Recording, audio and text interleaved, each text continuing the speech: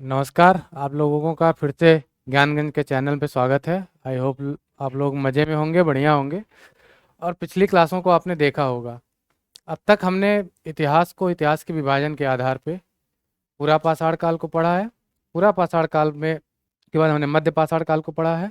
मध्य पाषाण काल के साथ साथ हमने नव पाषाण काल को देखा। उसके बाद मानव सभ्यता का जो अगला क्रम आता है ताम्र पाषाण काल, उसको हमने देखा है।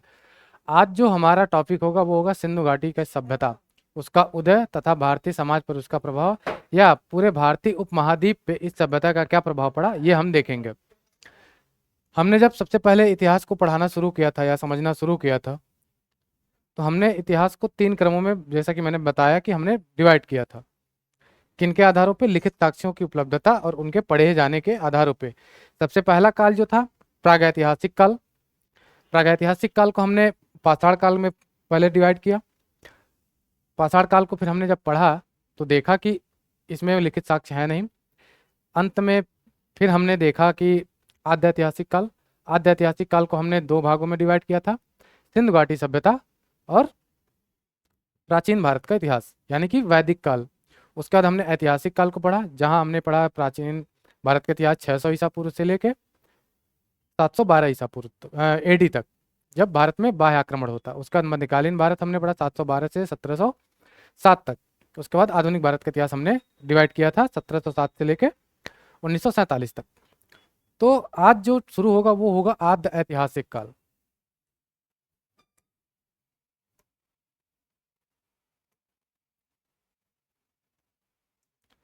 आद्य ऐतिहासिक काल।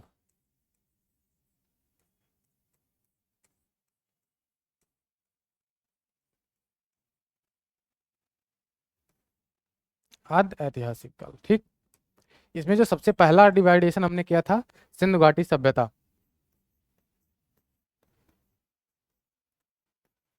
सिंधु घाटी सभ्यता। और दूसरा जो हमने इसका विभाजन किया था वो था वैदिक काल।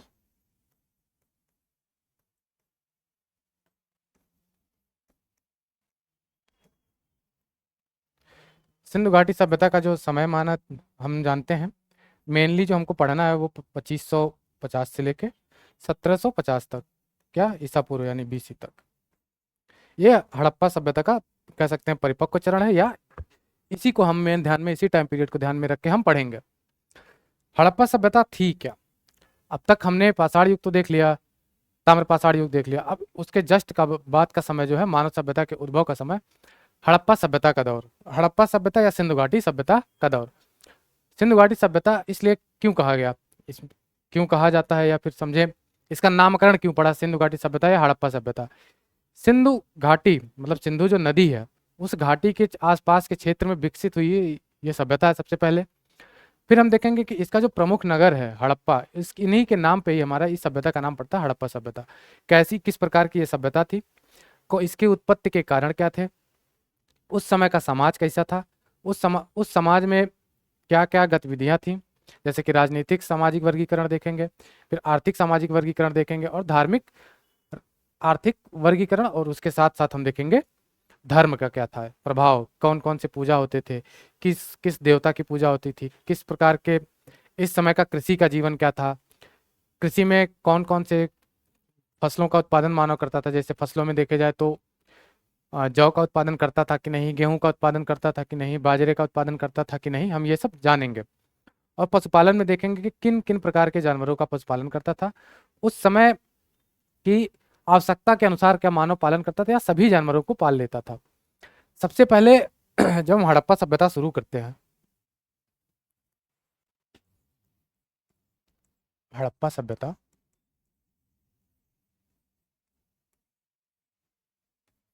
पढ़ते हैं हम तो,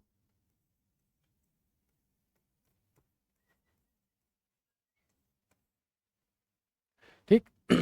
तो सबसे पहले हम देखेंगे कि किस प्रकार की सभ्यता थी। किस प्रकार की इन द सेंस, ग्रामीण सभ्यता थी, नगरीय सभ्यता थी, या ग्रामीण और शहरी दोनों का मिक्स था। तकनीकी किस प्रकार की थी, कहाँ पे बसावट हुई है इसकी, व्यापार के और संबंध इसके किस प्रकार के थे, क्या व्यापार केवल आंतरिक यानी कि मतलब जो भारतीय क्षेत्र है इसमें ही व्यापार होते थे, या फिर बाह्य विदेशी व्यापार भी इसमें होते थे, यानी कि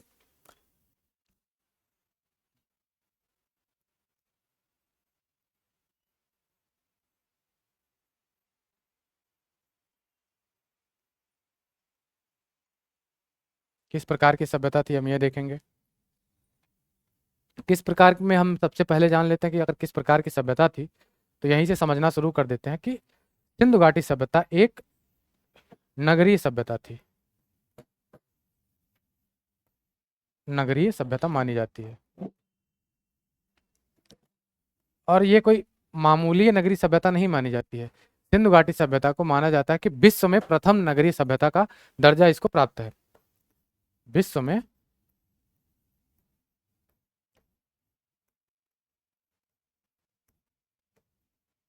प्रथम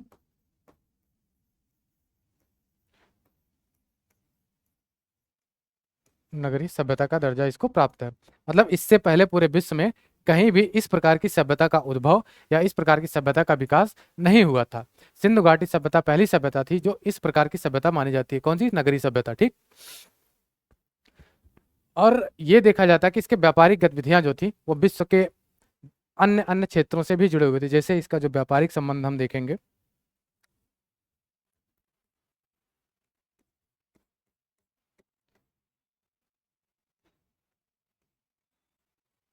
अगर हम इसके व्यापारिक संबंधों की बात करें तो एक सभ्यता देखेंगे हम कि मिस्र के आसपास के क्षेत्रों में विकसित हुई थी, मेसोपोटामिया की सभ्यता।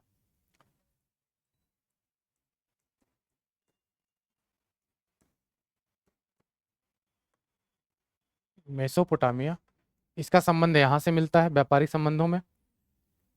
ये सबको मैं बताऊंगा क्यों ऐसा हुआ, इस सभ्यता किस प्रकार की थी।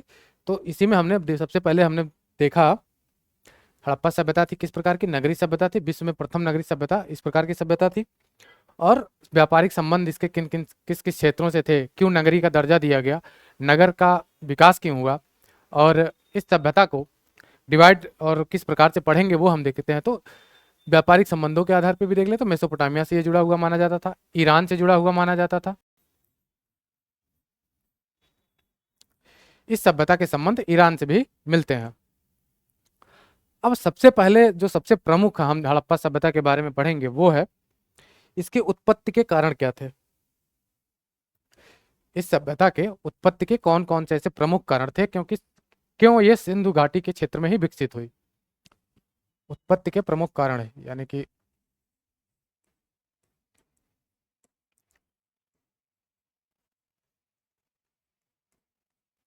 उत्पत्ति के अगर कारणों की चर्चा करें तो सबसे पहले इसकी हम क्या देखेंगे कि इसकी भौगोलिक स्थिति क्या थी इस सभ्यता की। उत्पत्ति के कारणों में अगर सबसे पहले देखें तो भौगोलिक स्थिति देखते हैं। भौगोलिक स्थिति क्या थी सिंधु घाटी के क्षेत्र में, और इसका जो विस्तार था उस उनकी सहायक नदियों के क्षेत्र में। जैसे सिंधु घाटी की कौन कौन सी प्रमुख सहायक नदियों में देखा जाए तो झेलम, रावी, चेनाब, सतलज, ब्यास और श्योक, जास्कर, ये सब नदियां थी जो सिंधु घाटी की प्रमुख सहायक नदियों में से एक मानी जाती हैं। ये कौन सा क्षेत्र है? अभी भारतीय उपमहाद्वीप में नहीं है वो देश, पाकिस्तान उस क्षेत्र में विकसित थी, अफगानिस्तान के कुछ क्षेत्रों में विकसित थी, और भारत के लगभग लगभग उत्तर भारत के एक विस्तृत और बृहद क्षेत्र में इस सभ्यता का विकास हुआ। तो ये भौगोलिक स्थिति और नदी घाटी में विकसित होने का सबसे बड़ा फायदा था कि सिंधु नदी जो थे हिमालय से निकल के उनकी जो सहायक नदियां थी जलोढ़ बृहद जलोढ़ मृदा क्षेत्र का निर्माण करती थी, जिसकी वजह से इस क्षेत्र में उर्वरता अधिक थी और कृषि योग्य भूमि का विकास था, जिस जो एक उचित माहौल प्रदान करता है किसके लिए? एक सभ्यता के पनपने के लिए। कौन सा क्षेत्र? कृषि उर्वरक क्षेत्र। ये हो गया पॉइंट पहला।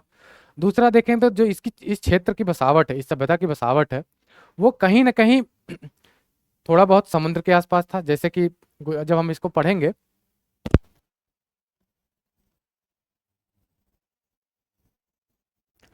तो हम देखेंगे कि ये जो अफगानिस्तान, इधर पाकिस्तान का क्षेत्र पड़ता है अफगानिस्तान का, और ये वाला जो क्षेत्र था लगभग इस क्षेत्र में ही इस सभ्यता का उद्भव हुआ।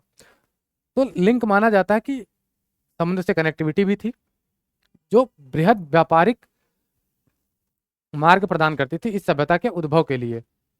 यह एक बहुत बड़ा कारण था। फिर हम देखते हैं, और इसका जो एक प्रमुख कारण था, इस क्षेत्र की जलवायु। हमने नवपाषाण में देखा था कि जलवायु परिवर्तन का दौर था, उसके जब अगले क्रम में हम आए थे, तो अभी भी जलवायु परिवर्तन धीरे धीरे हो रहा था। यानी कि ठंड से हिमयुग से उत्तर हिमयुग में आए थे, और उत्तर हिमयुग के अपने जब लगभग लगभग हम देखते हैं अव्वल वाले चरण में, ऊपर वाले चरण में, तब मौसम थोड़ा आर्द्र व शुष्क होना शुरू होता है। ये एक बहुत ही मतलब माना जाता है कि अच्छी दशाएं होती हैं कृषि के लिए, पशुपालन के लिए।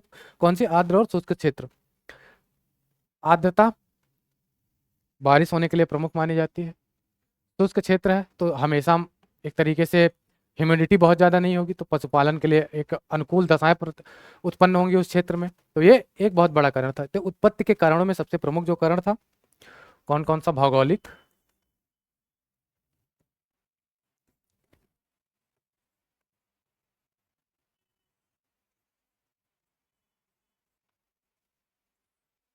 जलवायु,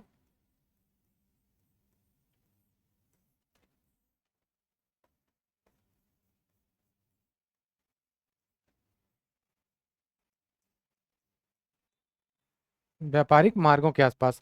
हम जब ताम्रपाषाण सभ्यता पढ़ रहे थे, 9 पाषाण पढ़ रहे थे, तभी मैंने क्लियर किया था और बताया था कि इन मध्य गंगा घाटी के क्षेत्रों में विकास था, तो लोग और इधर थोड़ा दूर दूर जाएंगे, खोज करना शुरू करेंगे, तो उनको कहीं ना कहीं लगा होगा कि हाँ इस क्षेत्र में भी बसावट कर सकते हैं।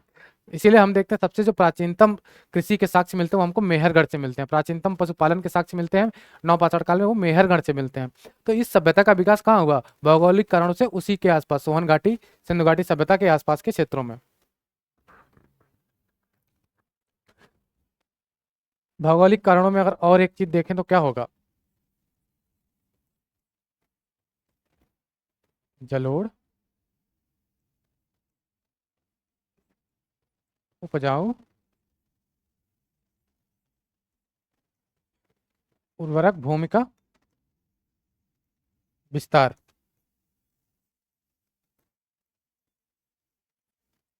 क्यों? क्योंकि ये सिंधु घाटी के सहायक नदी, सिंधु घाटी और उसकी सहायक सहायक नदियों के क्षेत्र में विकसित सभ्यता थी। सिंधु घाटी व की सहायक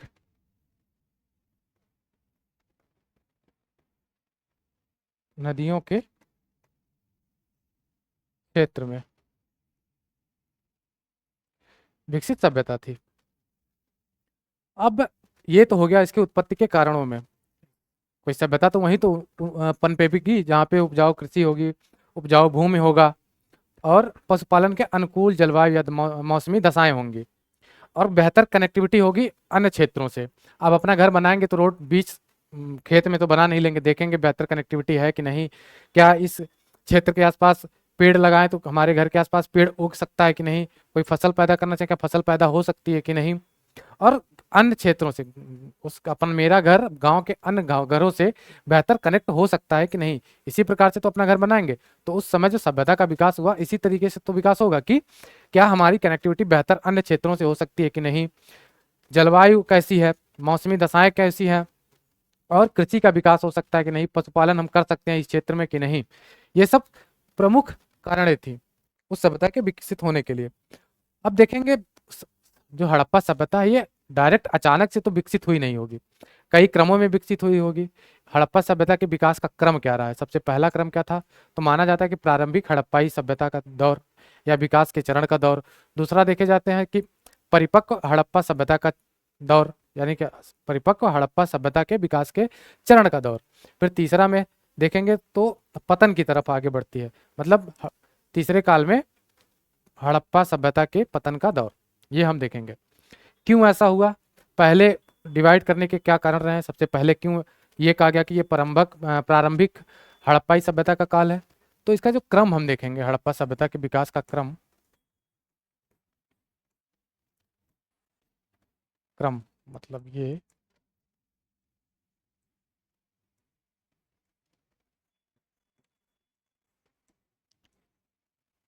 हड़प्पा सभ्यता के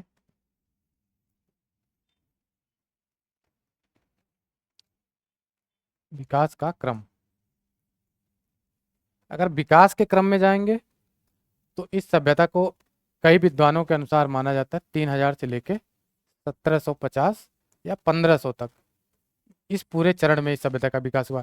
लेकिन जो हमारा टाइम फेज है, जो हमको पढ़ाई के दृष्टि से और अपने परीक्षा के दृष्टि से सबसे महत्वपूर्ण हमको याद रखना, वो रखना है कि 2550 से 1750 बीसी, ये प्रमुख है, इसी को हम कंसीडर करेंगे।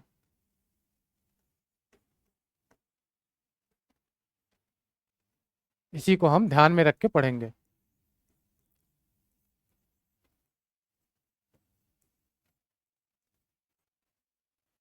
ध्यान में हम इसी को रखेंगे, ठीक।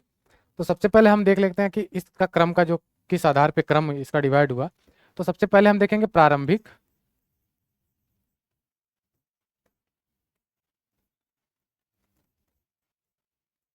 प्रारंभिक हड़प्पा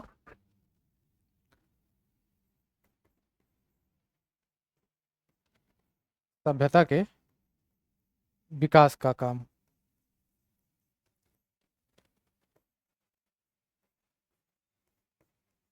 विकास का काल, इसको कंसीडर किया जाता है 3000 से 2600 बीसी तक।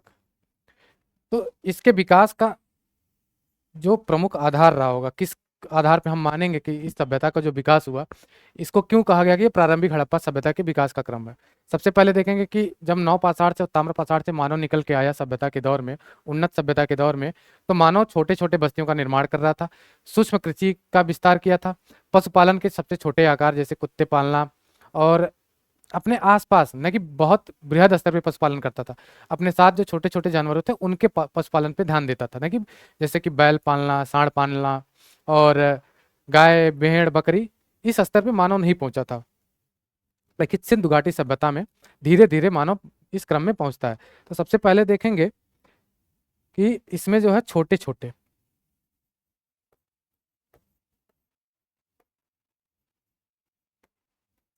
छोटे छोटे गांवों का निर्माण, यानी कि ग्रामीण समाज का निर्माण। प्रारंभिक हड़प्पा सभ्यता के विकास के विकास का जो काल था, प्रारंभिक वाले में 2600 से 3000 से 2600 ईसा पूर्व तक, उसमें सबसे पहला जो डिवीजन का आधार होता है वो छोटे छोटे ग्रामीण सूक्ष्म कृषि और सूक्ष्म पशुपालन का स्तर माना जाता है, ठीक। अब दूसरा जब देखेंगे परिपक्व हड़प्पा काल, परिपक्व हड़प्पा काल,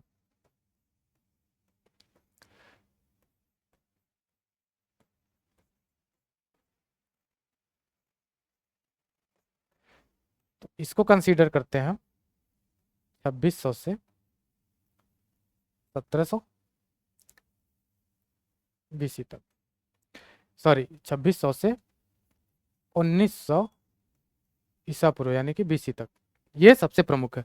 पूरा कंसंट्रेशन हमारा इसी पे होगा कि परिपक्व हड़प्पा सभ्यता का काल कैसा था, इस समय सभ्यता का विकास किस क्रम में हुआ, इसमें कौन कौन से प्रमुख नगरों का उदय हुआ, किस प्रकार का समाज था, समाज में सत्ता कैसी थी, धर्म कैसा था, धर्म में किस किस देवताओं की पूजा होती थी, और व्यापार क्या था, व्यापार किसका होता था, कृषि का होता था केवल, या औजारों का या धातुओं का होता था, कृषि की पद्धति क्या थी, वस्तु विनिमय पद्धति थी या मुद्राओं का प्रचलन हुआ था। तो हमें को इन सभी तथ्यों को एक साथ देखने के लिए सबसे पहले एक कहानी समझ लेते हैं कि परिपक्व हड़प्पा सभ्यता क्यों ऐसी थी। तो सबसे पहले हमने प्रारंभिक जब देखा तभी हमने समझ लिया कि छोटे छोटे गांवों का विकास किस प्रकार से होना शुरू हुआ।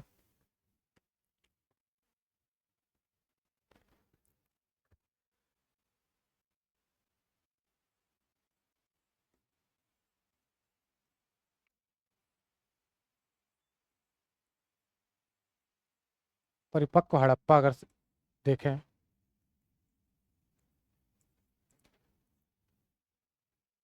तो इसको सबसे पहले समझेंगे कि नगर नियोजन इसमें आता है। पहले प्रारंभिक में ग्रामीण समाज था, नगर की कोई उत्पत्ति नहीं। लेकिन जब परिपक्व हड़प्पा सभ्यता का दौर आता है तो उसमें सबसे पहला साक्ष्य जो सबसे प्रमुख होता है, जो इसको अलग करता है अन्य से, वो था इसके नगर नियोजन की प्रणाली। नगर नियोजन की प्रणाली।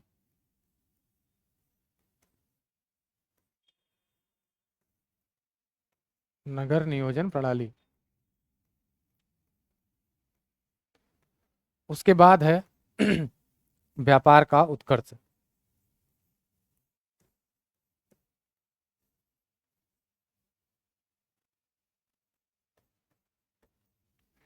व्यापार का उत्कर्ष।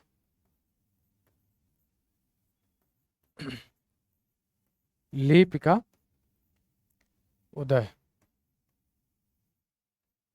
लिपियों की उदय। ठीक। लिपियों का उदय माना जाता है। और कहीं न कहीं राजनीतिक सामाजिक स्थिरता इस समाज में आई। राजनीतिक सामाजिक स्थिरता एक बहुत राजनीतिक सामाजिक स्थिरता, ये इसके बहुत बड़े कारण थे कि इसको माना जाता है कि ये परिपक्व हड़प्पा सभ्यता का काल था। नगर नियोजन प्रणाली सुदृढ़ होती है, व्यापार का उत्कर्ष होता है, लीप का उदय होता है। लीप ऐसे कौन से चित्रात्मक लीप मिले हैं हड़प्पा सभ्यता में, इन सभी की चर्चा अभी हम आगे धीरे धीरे करेंगे। पहले बस एक डिवीजन समझ लेते हैं कि क्या कैसी सभ्यता रही है, क्या इसके प्रमुख तत्व रहे हैं या अवयव रहे हैं। अब इसके बाद का जो आता है परिपक्व के बाद, वो टाइम पीरियड होता है उत्तर हड़प्पा का टाइम। उत्तर हड़प्पा सभ्यता का समय, इसको कंसीडर किया जाता है 1900 से 1500 बीसी।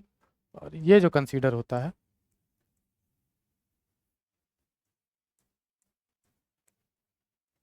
1750 बीसी तक।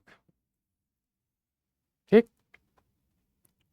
इसमें देखेंगे कि लोग अब लगभग लगभग कितना साल हो गया, अगर देखा जाए तो लगभग तो 3000 से 1000 या 1200 साल तक के आसपास इस सभ्यता का अपने प्रारंभिक उदय से लेकर अपने अंत तक चलती रही। तो जो आगे धीरे धीरे एक ही जगह मानव अस्थायी बस्तियों का निर्माण कर रहा है, तो इससे कृषि के क्षेत्र में जो वो क्षेत्र था उसकी उर्वरता क्या होगी, उसमें भूमि की कम होती जाएगी। तो सबसे पहले देखेंगे कि इसमें जो है कृषि के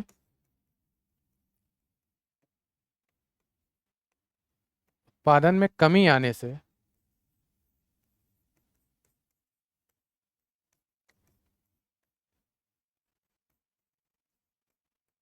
शहरों का विनाश होने लगता है।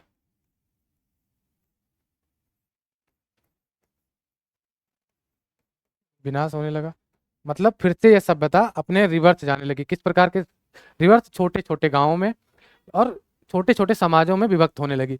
तो उत्तर हड़प्पा सभ्यता का मेनली ये माना जाता है इसके पतन का काल है। अब ये सभ्यता धीरे धीरे किस तरफ चलती है, छोटे छोटे ग्रामीण में टूट जाती है। व्यापार अब उस लेवल पे नहीं रहेगा कि उत्कर्ष के लेवल पे हो, व्यापार अपने निम्नतम गिरता चला जाता है, गिरता चला जाता है। अब इसमें एक और आता है, एक और मत है कि इस समय केंद्रीय सत्ता जो राजनीतिक समाज था, वो समाज ये सोचता है कि उसमें से कोई एक व्यक्ति निकल के आता है कि वो अब सत्ता अपने हाथ में लेने की कोशिश करता है, जिसकी वजह से इस सभ्यता का पतन शुरू होना स्टार्ट हो जाता है। तो ये इसके विकास के क्रम रहे, प्रारंभिक हड़प्पा, परिपक्व हड़प्पा और उत्तर हड़प्पा काल। आगे जो हम देखेंगे वो था इसका सामाजिक जीवन। इसका जीवन, इस सभ्यता का जीवन कैसा था, सामाजिक जीवन, आर्थिक जीवन और राजनैतिक जीवन। सबसे पहले सामाजिक जीवन की चर्चा कर लेते हैं कि सामाजिक जीवन इस सभ्यता का कैसा था, किस प्रकार की सामाजिक जीवन था।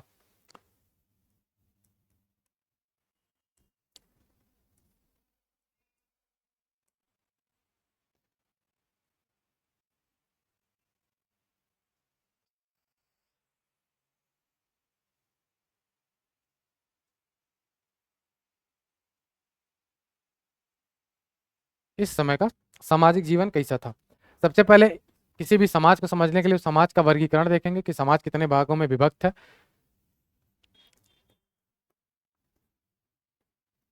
वर्गीकरण देखेंगे किस प्रकार का समाज था, कितने भागों में, या जाति व्यवस्था थी कि नहीं थी, धर्म का के आधार पर व्यवस्था थी कि नहीं थी। उसके बाद देखेंगे कि उस समाज में स्त्रियों की दशा क्या थी।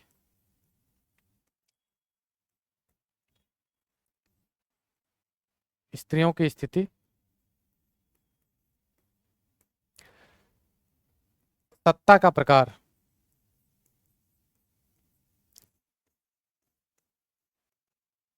खैर ये राजनीतिक पॉइंट है, लेकिन यहाँ भी हम समझेंगे कि सत्ता का प्रकार से क्या तात्पर्य है। शिक्षा कैसा था, लोग एक दूसरे से जुड़े थे कि नहीं थे, शिक्षा किस प्रकार की थी। और एक और पॉइंट आएगा, सामुदायिकता जिसको कहते हैं।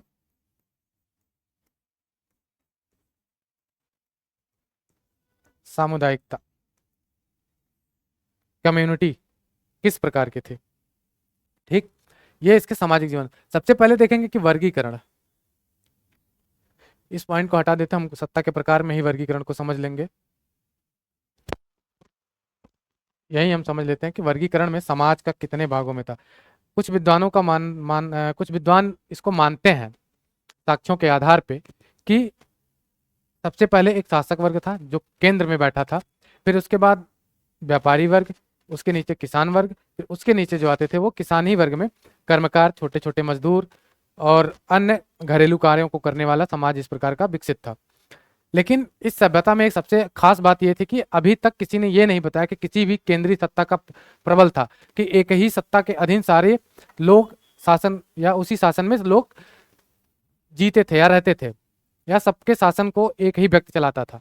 अभी भी इस सभ्यता में इस प्रकार का कोई साक्ष्य नहीं मिला है। ऐसी अवधारणा है कि ऐसा हो सकता है। सबसे पहले यह माना जाता है कि इस सभ्यता में, जो सिंधु घाटी सभ्यता का वर्गीकरण है इस समाज में, बहु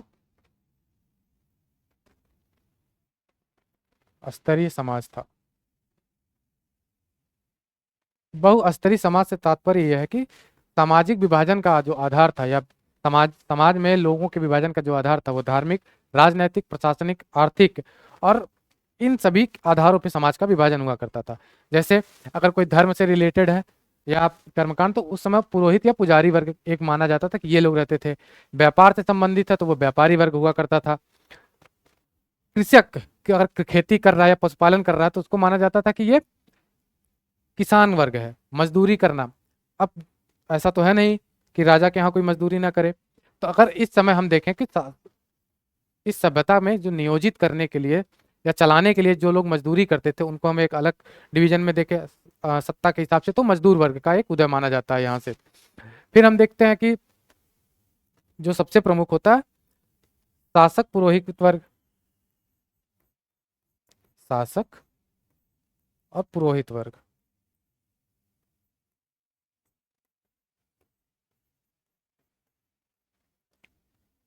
पुरोहित वर्ग। ठीक, इस पे अभी भी मतभेद है कि क्या सिंधु घाटी सभ्यता में कोई शासक था कि नहीं था। पुरोहित होने के तो साक्ष्य हैं, क्योंकि हमको आगे अगर मैं बताऊंगा कि कौन कौन से साक्ष्य मिले हैं, तो हमको एक मृण मूर्ति की साक्ष्य मिलती है कि पूजा पाठ होने के साक्ष्य के हमके साक्ष्यों की उपलब्धता हमको मिलती है। उसके आधार पर हम ये मान सकते हैं कि पुरोहित वर्ग हुआ करता था। अब देखेंगे कि स्त्रियों की स्थिति क्या थी। ये तो हो गया हमारा समाज का वर्गीकरण, समाज किस प्रकार के था, कितने भागों में था। एक बार इसको रिकैप कर लेते हैं कि समाज का वर्गीकरण कितने भागों में था। तो सबसे पहले सबसे ऊपर आ जाएगा आपका जो सत्ताधारी वर्ग है, जिसको हम शासक,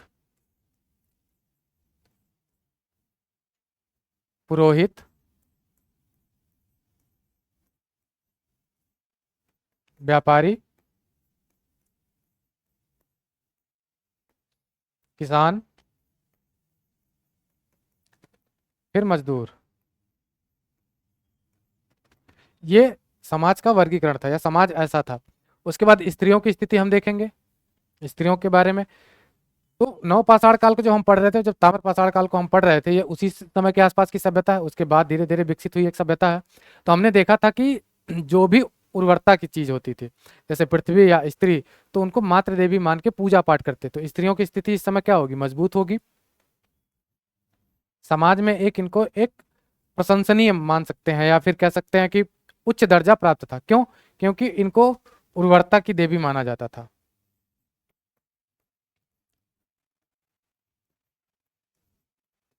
उर्वरता की देवी, या फिर कह सकते हैं प्रजनन की देवी मान के स्त्रियों की उस समय पूजा की जाती थी। इसकी वजह से स्त्रियों की स्थिति क्या थी, मजबूत थी उस समाज में। उसके बाद हम देखेंगे कि शिक्षा, शिक्षा क्या था। जब हम इसका डिवीजन करें तभी मैं आद्य ऐतिहासिक में सिंधु घाटी सभ्यता किस काल में आता, आद्य ऐतिहासिक काल में, जिस कालखंड में लिखित साक्ष्य तो हैं लेकिन उनको पढ़ा नहीं गया। तो शिक्षा के बारे में कोई विशेष टिप्पणी नहीं कर सकते, बस ये माना जाता है कि इनके नगर नियोजन, इनके सामाजिक उद्भव और इनके व्यापार के आधार पर की शिक्षा व्यवस्था सुदृढ़ थी या उच्च स्तर की शिक्षा व्यवस्था थी। उच्च स्तरीय शिक्षा व्यवस्था माना जाती है। हमको 400, 400 एक आंकड़ा है इसमें कि 400 संकेतों का चित्रित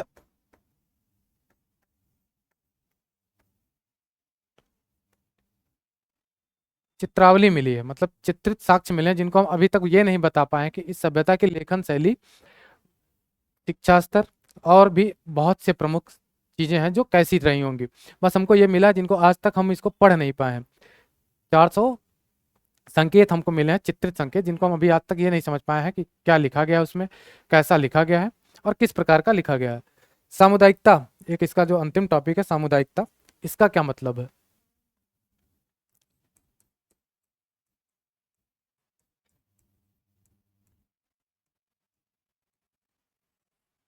सामुदायिकता का क्या मतलब है। वो सामुदायिकता एक तरीके का समझिए बंधुत्व है, आपस में मेल जोल मिला के एक दूसरे का सहयोग करके रहना, उसी को हम एक तरीके से सामुदायिकता कहते हैं। मतलब समाज में रहने और समाज को जोड़ने के लिए जिस प्रक्रिया, जिस टर्म का यूज करते हैं उसको कहते हैं सामुदायिकता, सिंपल सा। इसके कुछ की पॉइंट है वो जान लेते हैं कि सबसे पहला क्या है कि समाज में रहने के तौर तरीके,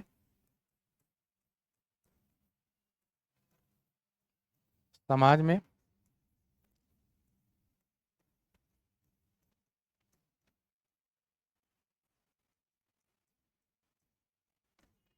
तौर तरीके, समाज में किस आधार पर रहा जाए, कैसा रहा जाए।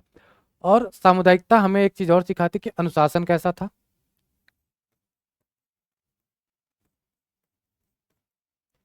किसी सोसाइटी में आप रह रहे हैं या नॉर्मली आप अपने, कोई एक अनुशासन होगा, कोई बड़े होंगे वो बताएंगे कि इस आधार पे चीजें की जाती हैं और इनका ये काम है, आपको यहाँ का ये काम करना है और आपको ये काम नहीं करना है। ये सब सामुदायिकता के ही भाग हैं, असामुदायिकता में ही आते हैं। और इसका एक और पॉइंट है नगर नियोजन भी कह सकते हैं कि नगर की जो योजनाएं थी, जैसे में सफाई से कोई उपद्रव नहीं कर रहा है, या फिर ये भी कि जो लोग हैं वो एक दूसरे के साथ कैसा व्यवहार कर रहे हैं, किस प्रकार से रह रहे हैं, वो भी हम इसी सब सामुदायिकता में ही पढ़ेंगे। हमने सामुदायिकता देख लिया, नगर नियोजन यानी कि सफाई व्यवस्था कैसी रही थी। उसके बाद हम इसका जो आगे हम देखेंगे वो होगा आर्थिक जीवन कैसा था, इस सभ्यता का आर्थिक जीवन किस प्रकार की थी।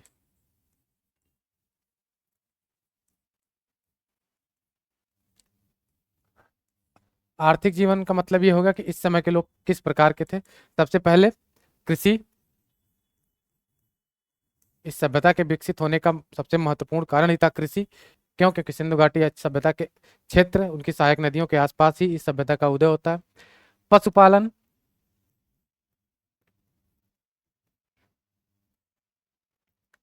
उद्योग, उद्योग क्यों आया, क्योंकि विदेशों से इसके संपर्क होने के कारण उद्योग की हम चर्चा करेंगे। शिल्प व कलाकृतियां,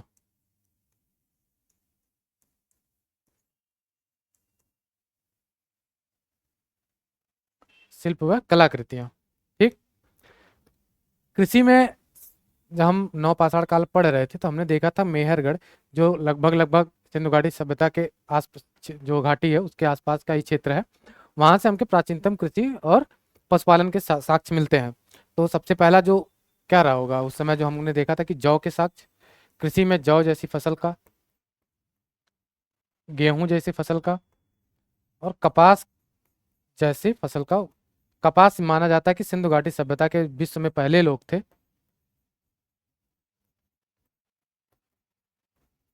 विश्व में प्रथम, जिन्होंने कपास की खेती का शुरुआत किया था। सिंधु घाटी सभ्यता के लोग कृषि में और भी चीजों का जैसे कि खेती करते हैं, जैसे तिल, तिल की खेती करना। पशुपालन में अगर हम देखें तो इस सभ्यता के जो लोग थे पशुपालन करते थे। कृषि करने के लिए किन पशुओं की जरूरत पड़ेगी? नॉर्मल सी बात बताइए, अगर हमको खेती करना है तो किस प्रकार के पशुओं की आवश्यकता होगी? बैल की,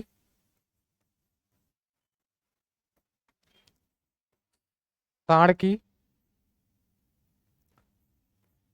भैंस, भेड़ व बकरी। लगभग लगभग कृषि से संबंधित ये तीन चार पांच पशु हैं। इनके अलावा भी अन्य प्रकार के पशुपालन करते थे, जैसे कि आप देख सकते हैं ऊंट व कुत्ते के, ऊंट व कुत्ते के पशुपालन करते थे हड़प्पा सभ्यता के लोग। उद्योगों में देखें तो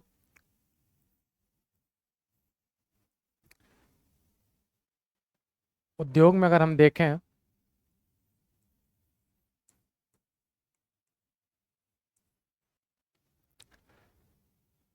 किस प्रकार का उद्योग होगा? कृषि से संबंधित उद्योग होगा।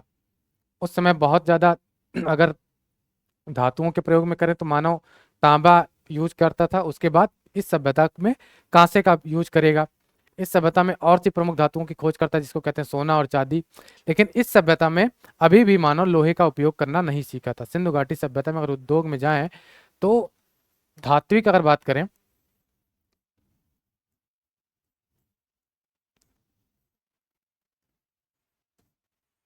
धात्विक उद्योग की बात करें तो प्रयोग करता था तांबा, चांदी, सोना और कांस्य।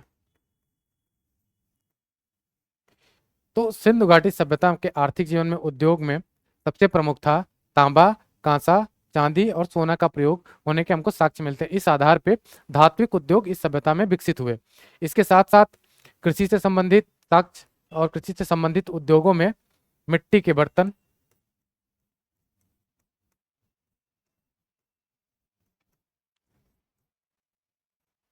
मिट्टी के बर्तन,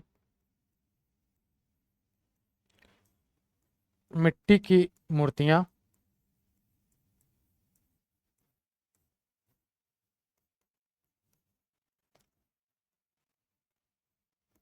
मिट्टी की या मिट्टी के खिलौने,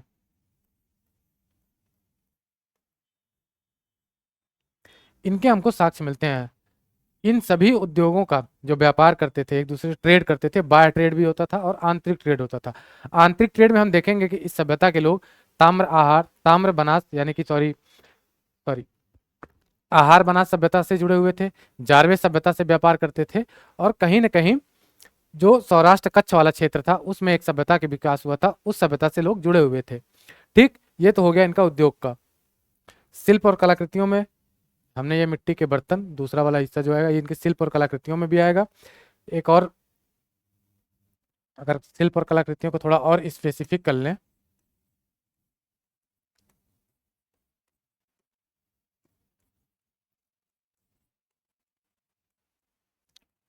शिल्प व कलाकृतियां, इसको स्पेसिफिक कर दें तो उस समय मुहरें मिलती हैं। इस सभ्यता के लोग मुहर बनाना जानते थे। हमको जो विश्व में मेसोपोटामिया की सभ्यता से इस सभ्यता का जुड़ाव का साक्ष्य मिलता है वो मुहरें ही मिलती हैं, हड़प्पा की मुहरें, जिनके आधार पे हम ये जान पाते हैं कि हाँ, इस सभ्यता के लोग मेसोपोटामिया की सभ्यता से, ईरान में कुछ जन्मी सभ्यताओं से, ग्रीक में जन्मी कुछ सभ्यताओं से जुड़ाव था या व्यापारिक संबंध स्थापित करते थे। ये हो गया। ठीक, शिल्प एवं कलाकृतियां हमने देख लिया। अब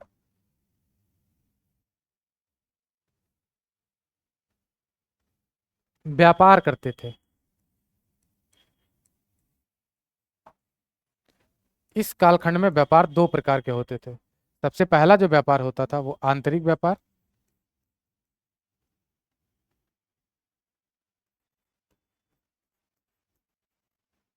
आंतरिक और बाह्य।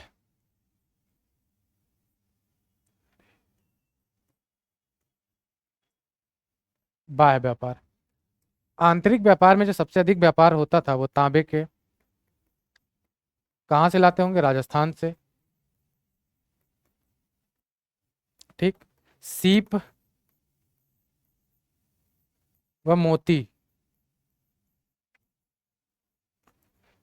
कहाँ से, गुजरात या फिर लोथल एक स्थान है इसका प्रमुख, वहां से। इस प्रकार के आंतरिक व्यापार हमके हमके साक्ष्य मिलते हैं। एक और है कि कुछ कीमती पत्थर लाते थे, कहाँ से, बलूचिस्तान से। अब बाह्य में जाएंगे तो मेसोपोटामिया।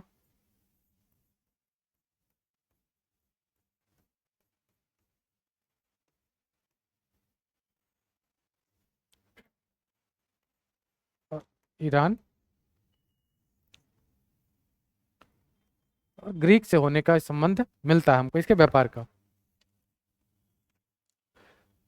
इसके बाद जो हम पढ़ेंगे वो होगा कि इस कालखंड का राजनैतिक जीवन कैसा था।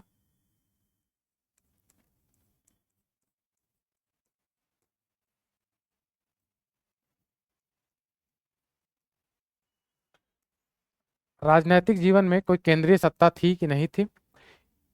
इस सभ्यता में, सिंधु घाटी सभ्यता में सबसे प्रमुख राजनीतिक सभ्यता में राजनीतिक जीवन में हम देखें तो सबसे प्रमुख माना जाता है कि कोई केंद्रीय सत्ता नहीं थी। नगर योजना की प्रणाली थी। एक नगर में लोग खुद से चुनते थे और वही जो था उस पूरी सभ्यता की देखरेख करता था, उस समाज की देखरेख करता था, वही शासन चलाता था। इसमें शासक वर्ग की उत्पत्ति नहीं हुई थी, शासक वर्ग नहीं था, पुरोहित वर्ग था। लोग एक दूसरे से मिलकर सत्ता चलाते थे, यानी कि शासन चलती थी। एक दूसरे के सहयोग से शासन का संचालन होता था। इसमें कोई बहुत ज्यादा है नहीं कि कोई सत्ता थी क्या नहीं इसमें। राजनीतिक जीवन में इसमें माना जाता है कि किसी भी प्रकार का राजनीतिक संगठन नहीं था। सेना का साक्ष्य हमको नहीं मिलता, सेना नहीं थी, यानी कि युद्ध के ना होने के प्रमाण है। जो इस समय सत्ता चलती थी या जो शासन चलाता था वो नगर नियोजन के आधार पर चलती थी।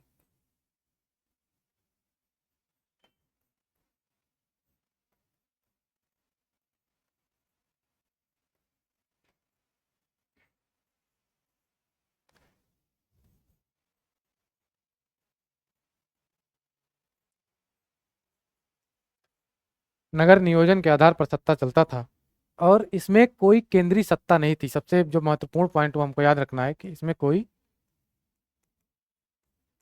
केंद्रीय सत्ता नहीं थी।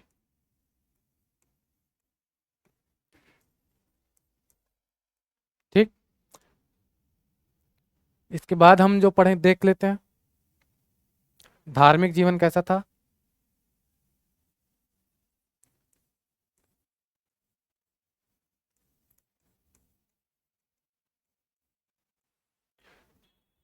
समाज कृषि प्रधान है, तो कृषि प्रधान प्रधान समाज किसकी पूजा करेगा, उर्वरता की देवी की पूजा।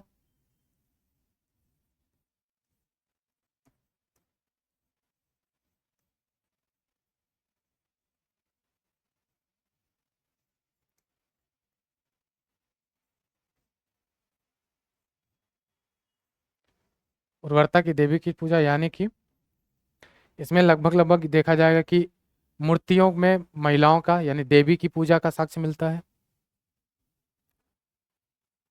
पशुपालन का था दौर, तो पशुओं की पूजा।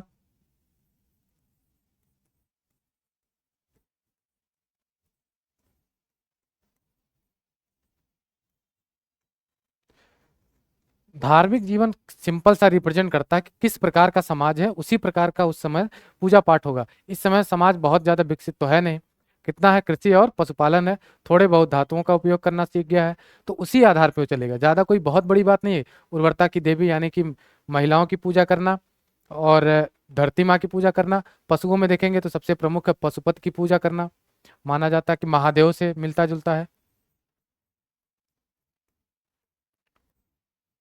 पशुपति की पूजा, जो माना जाता है कि महादेव से इनकी गणना की जाती है।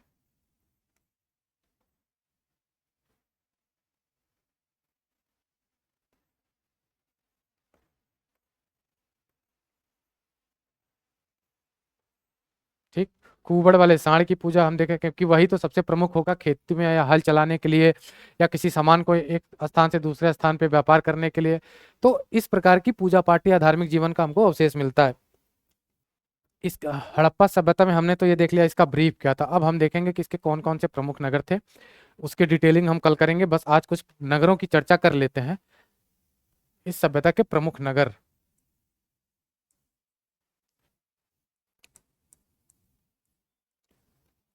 प्रमुख नगरों में अगर हम देखेंगे तो मोहनजोदड़ो,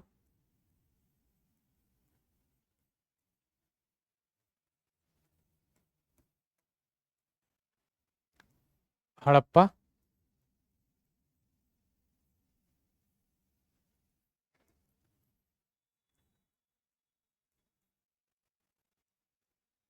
धोलावीरा, लोथल,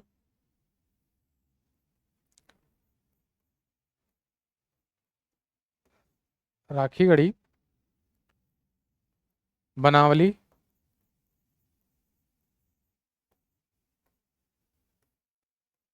कालीबंगा,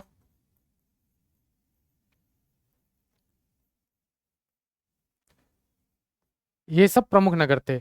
अब इनकी डिटेलिंग कल करेंगे कि मोहनजोदड़ो से किस प्रकार के साक्ष्य, कौन कौन से साक्ष्य मिले हैं, किस प्रकार की बस्ती थी यहाँ पे, हड़प्पा में कौन से प्रमुख प्रमुख स्थान थे, कौन से प्रमुख स्थल थे, प्रमुख कौन सी कलाकृति थी उस हड़प्पा की, कालीबंगा से कौन कौन से प्रमुख साक्ष्य मिले हैं, बनावली से किस प्रकार के साक्ष्य मिले हैं, धोलावीरा से कौन से साक्ष्य मिले हैं, और कहाँ कहाँ ये है, मोहनजोदड़ो कहाँ पे है, हड़प्पा कहाँ पे है, कालीबंगा, बनावली, ये सब कहाँ किस क्षेत्र में है इस समय करंट में, राखीगढ़ी से क्या साक्ष्य मिला और लोथल से किस प्रकार का साक्ष्य मिला है, इसमें से कौन सा शहर समुद्र के किनारे है और कौन सा शहर भारत के या भारतीय उपमहाद्वीप के आंतरिक क्षेत्रों में है। ठीक। और सबसे प्रमुख इसके बाद हम देखेंगे कि इस सभ्यता के पतन का क्या कारण रहा है। कल हम इसके बारे में चर्चा करते हैं। आज की क्लास यहीं तक, बस ये ब्रीफ था। कल से हम लगभग अभी 2 या 3 क्लास हड़प्पा सभ्यता में चलेगा। इसके बाद कल से हम अपने से पढ़ाए नॉर्मली, कल से हम एक पीपीटी बनाएंगे, उस पीपीटी के थ्रू स्पेसिफिक डिटेल्स के साथ चर्चा करते चलेंगे एक एक पॉइंट पे। आज हमने पूरे पॉइंटों की डिटेलिंग की, व्याख्या की, कैसा सभ्यता था, कैसा समाज था, किस प्रकार का विकास हुआ, सामाजिक आर्थिक राजनीतिक जीवन क्या था, धर्म कैसा था, उस समय के लोग पूजा कैसे करते थे, सत्ता किस प्रकार की थी, और कौन कौन से प्रमुख नगर थे। चलिए धन्यवाद, कल मिलते हैं इसके प्रमुख विषयों के साथ और तथ्यों के साथ। धन्यवाद।